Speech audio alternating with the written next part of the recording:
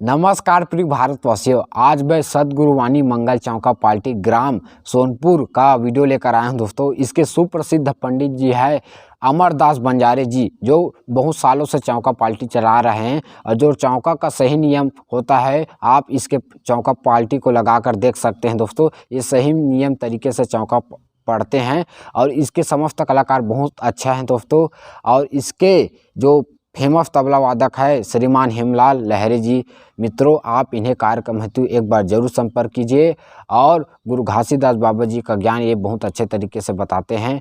और हमारे चैनल को इसी तरह अच्छा वीडियो देखने के लिए सब्सक्राइब कीजिए और वीडियो को शेयर कीजिए। दोस्तों, जय सतनाम।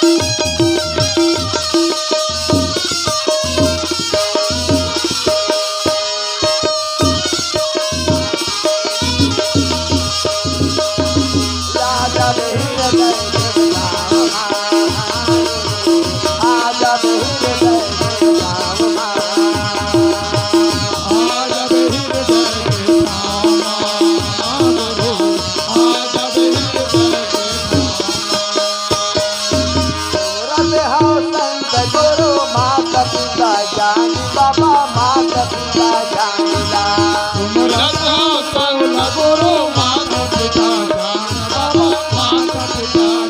सुमरत हो संत गुरु माता पिता ज्ञान बाबा माता पिता ज्ञानिला